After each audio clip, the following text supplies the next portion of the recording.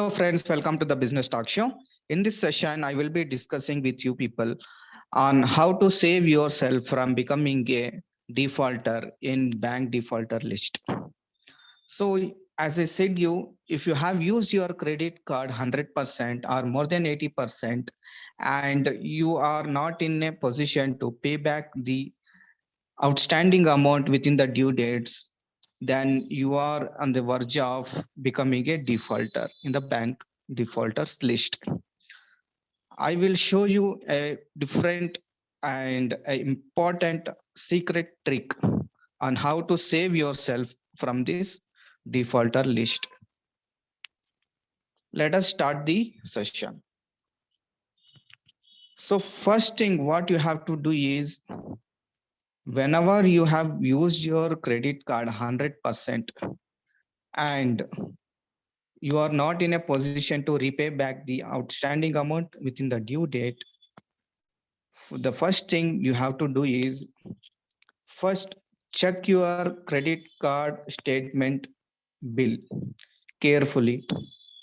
If there is any extra charges which are not mentioned in the agreement that you have signed with the card issuer, please check that carefully and inform the card issuer bank regarding the statement if any excess amount is being charged. By doing so, you will not only save a lot of interest amount that you are paying to the banking company, you are also saving yourself from the risk of getting to the defaulter's name. And you have to do this within a specific period of time. For example, let us say some banks give you only 2 days time to revert back to your statements, and some bank may give you 3 days from the date of statement received by the candidates. So once you have done this task, you have to check what is the minimum due that you have to pay to the bank. If you are in a position to repay the minimum due amount, then pay it immediately when you receive the card statement. What if in case if you're not in a position to pay the minimum amount balance also, then you can use this trick to save yourself. So what is that trick? Let us see. First, you have to identify your friends or your family members, those who are planning to purchase online or at stores. Maybe that is a daily grocery or monthly requirements or any other products, even products. You have to speak to them and tell them that they can purchase the products using your credit card.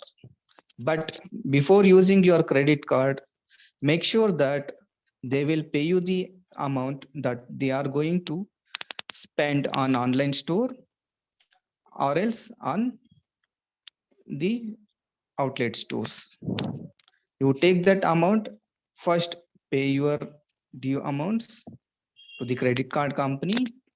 Once you have done this, then give your card to your friends or family members, those who are helping you by paying the amount to you instead of paying to the online stores.